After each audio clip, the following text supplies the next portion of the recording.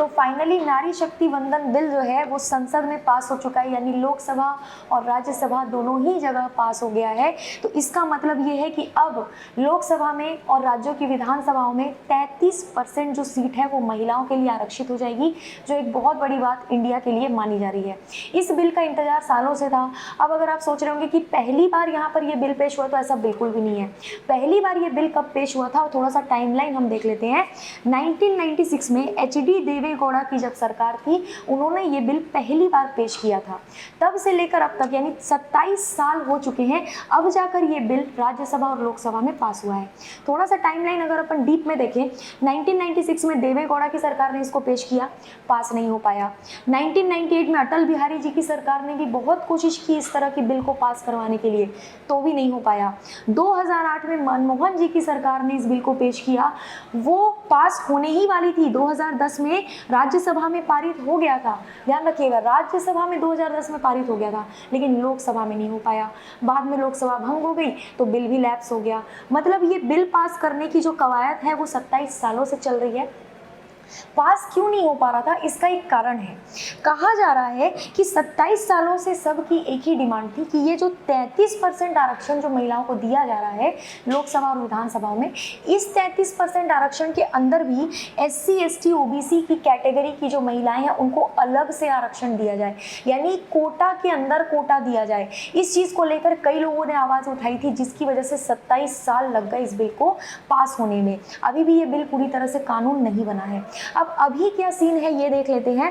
देखिए, अभी नारी शक्ति वंदन जो बिल है, ये इस बिल का नाम है, ठीक है। ये जब बिल पूरी तरीके से जब कानून बन जाएगा तो ये लागू होगा, लेकिन लागू होने में काफ़ी समय लगने वाला है।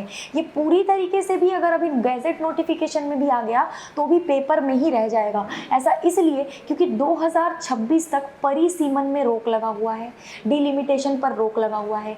डिलिमिटेशन 2026 के बाद होगी, उसके बाद जनगणना के डेटा को भी देखा जाएगा, तब जाकर कहीं इसको लागू किया जाएगा। इसीलिए कहा जा रहा है कि ये 2024 वाला जो लोकसभा का इलेक्शन होने वाला है, इसके बाद भी ये बिल लागू नहीं हो पाएगा। भले ही जो है पूरा कानून बन जाएगा, सॉरी ये कानून लागू नहीं हो पाएगा, भले ही पूरा कानून बन जाएगा, गैजेट नोटिफिकेशन में आ जाएगा, लेकिन परिसीमन पे रोक लगी हुई है और जनगणना का डेटा जो है वो अभी तक नहीं आया है। इस वजह से ये बिल अभी लागू नहीं होगा। अभी नहीं होगा तो कब तक लागू होगा, ये बड़ी बात है। तो लागू होने में काफ़ी समय लगेगा। कह रहे हैं कि 2029 तक का समय लग सकता है या 2034 तक का समय भी लग सकता है इसको लागू होने में।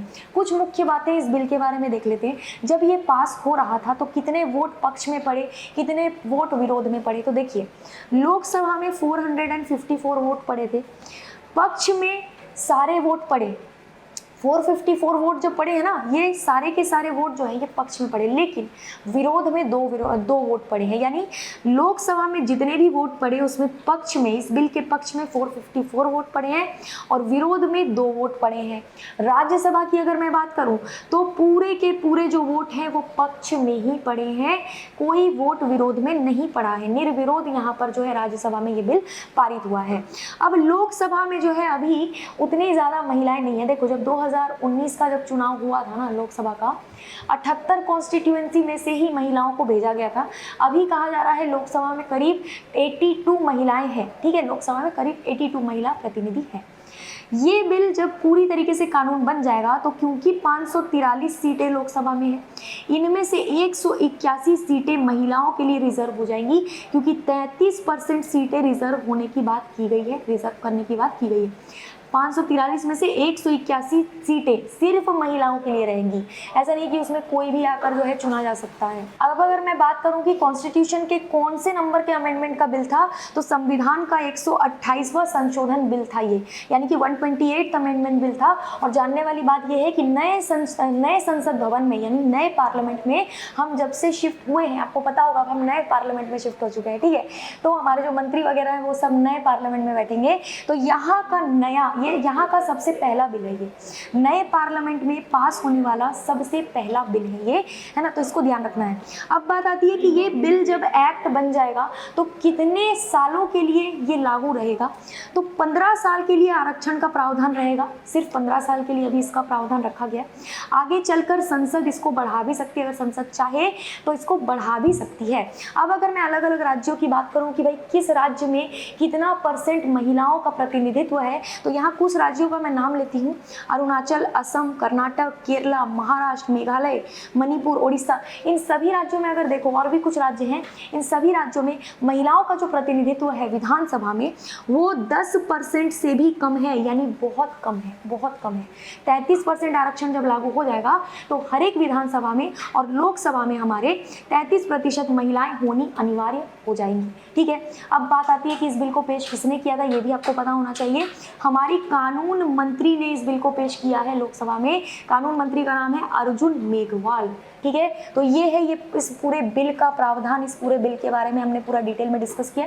ध्यान आपको ये रखना है कि कानून भले ही अभी बन जाए लेकिन अभी लागू नहीं हो पाएगा, लागू होने में काफ़ी समय लगने वाला है। इस बिल का नाम क्या है, नारी शक्ति वंदन बिल। चलिए ठीक है, तो वीडियो कैसा लगा ये कमेंट बॉक्स में ज़रूर बताएं। कोई डाउट या कन्फ्यूजन हो तो आप मुझे कमेंट बॉक्स में पूछ सकते हैं। वीडियो को लाइक करेंगे, चैनल को सब्सक्राइब करेंगे और वीडियो को ज़्यादा से ज़्यादा शेयर करेंगे। आज के लिए इतना ही, थैंक यू सो मच।